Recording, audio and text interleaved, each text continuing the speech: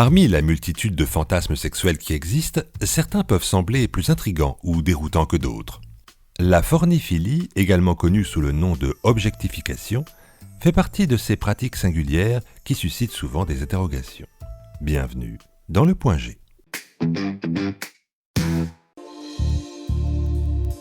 Cette paraphilie consiste à utiliser son partenaire comme un meuble, qu'il s'agisse d'une table, d'une chaise, d'une lampe ou même de toilettes. Si à première vue cette pratique peut paraître absurde ou extrême, elle possède des significations psychologiques et émotionnelles profondes. Le thème phorniphilie vient de l'anglais furniture, meuble, et philia, amour et attirance. La phorniphilie implique que le corps humain soit transformé en un objet utilitaire, servant de mobilier temporaire dans le cadre d'une relation sexuelle ou d'un jeu érotique. Il ne s'agit pas seulement d'une posture.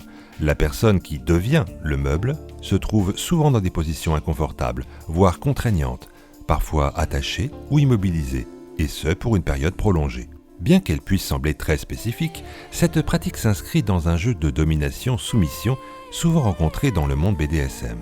La personne transformée en meuble adopte un rôle passif et soumis, tandis que l'autre partenaire, celui qui utilise l'objet, incarne l'autorité et le contrôle. Comme pour de nombreuses paraphilies, la phorniphilie peut être analysée sous l'angle de la psychologie sexuelle. Elle repose sur plusieurs dynamiques complexes, à commencer par l'idée d'objectification, c'est-à-dire la transformation d'une personne en un objet. Cette transformation symbolise une perte totale de contrôle pour la personne soumise et un pouvoir absolu pour le dominant. Ce processus peut procurer un sentiment d'excitation lié à l'abandon et à la dépersonnalisation. Pour certaines personnes, le fantasme d'être traité comme un meuble peut renforcer des sentiments de vulnérabilité et de soumission qui, paradoxalement, peuvent être source de plaisir. Quant au dominant, le fait d'utiliser un être humain comme un objet inanimé renforce son rôle de maître dans la situation, amplifiant l'excitation liée au contrôle total. Lucie, 33 ans, participante active dans le monde BDSM, témoigne de son expérience avec la phorniphilie. La première fois que j'ai essayé, j'étais un peu nerveuse. Mais une fois dans la position, quelque chose d'étonnant s'est passé. J'ai senti un lâcher-prise complet, une déconnexion avec mon corps, comme si j'étais vraiment devenue un objet. C'était étrangement libérateur. Je savais que je pouvais arrêter à tout moment, mais le fait de laisser quelqu'un d'autre avoir un tel contrôle m'a procuré un immense plaisir. Pour Lucie, l'expérience de la phorniphilie a été une manière de s'abandonner à l'autre et de repousser les limites de sa propre conception de la sexualité. La phorniphilie s'inscrit souvent dans des relations pratiquant le BDSM, où les rôles de domination et de soumission sont explorés et définis de manière consensuelle. Il est important de souligner que, bien que ces pratiques puissent sembler extrêmes, elles se déroulent dans un cadre où les limites sont négociées à l'avance et où le consentement mutuel est primordial. Dans le BDSM, la phorniphilie peut inclure des éléments de bondage, où le partenaire soumis est attaché dans des positions spécifiques pour ressembler à un meuble. Par exemple, un partenaire peut être attaché en position accroupie pour servir de table basse, ou encore immobilisé en position debout pour devenir une lampe humaine. La phorniphilie est souvent associée à des sensations physiques intenses dues à l'immobilisation prolongée et aux postures inconfortables qui peuvent pousser le soumis à tester ses limites physiques et mentales.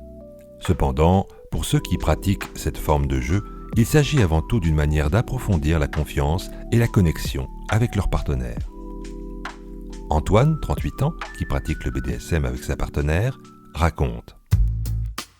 Ce qui est fascinant avec la phorniphilie, c'est l'aspect mental. Le fait de savoir que ma partenaire accepte de s'abandonner ainsi, de me laisser la traiter comme un objet, renforce notre lien. Bien sûr, il y a l'excitation sexuelle, mais il y a aussi une vraie confiance qui se crée. C'est un jeu de rôle qui, paradoxalement, nous rapproche. Bien que la phorniphilie ne soit pas aussi médiatisée ou répandue que d'autres paraphilies, elle existe dans une sous-culture qui trouve une forme d'expression dans des communautés BDSM.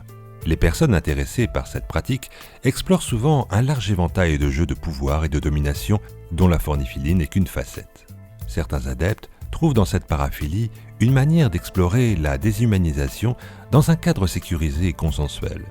Cette perte temporaire d'identité humaine, transformée en simple objet, peut paradoxalement aider à revaloriser le corps et la relation en renforçant les sentiments de confiance et d'appartenance. De plus, la forniphilie permet souvent de repousser les limites du désir érotique, en jouant avec les notions de contrôle, de soumission et de vulnérabilité, autant pour le dominant que pour le soumis. Ce jeu de pouvoir, lorsqu'il est bien encadré et consensuel, permet à certains couples de redéfinir leur rapport à l'intimité et au plaisir. Comme pour de nombreuses pratiques BDSM, la forniphilie peut rester à l'état de fantasme pour certaines personnes qui préfèrent ne pas la réaliser dans la réalité. Le simple fait d'imaginer être transformé en objet peut suffire à exciter certains individus sans qu'ils aient besoin de passer à l'acte. Pour d'autres, en revanche, le passage à la pratique peut être une manière de vivre pleinement leur fantasme et d'explorer les dynamismes de domination et de soumission dans la réalité. Dans tous les cas, il est essentiel que cette paraphilie soit pratiquée dans un cadre où le consentement mutuel est respecté et où la sécurité et les limites de chacun sont prises en compte. Une sexologue souligne l'importance du consentement dans ce type de pratique. Les pratiques comme la forniphilie, qui impliquent un degré élevé de soumission, doivent être précédées d'une communication ouverte et franche entre les partenaires. Il est important que chacun sache ce qui est attendu et consenti et que des mécanismes de sortie, comme un mot de sécurité, soient en place pour garantir le bien-être de tous.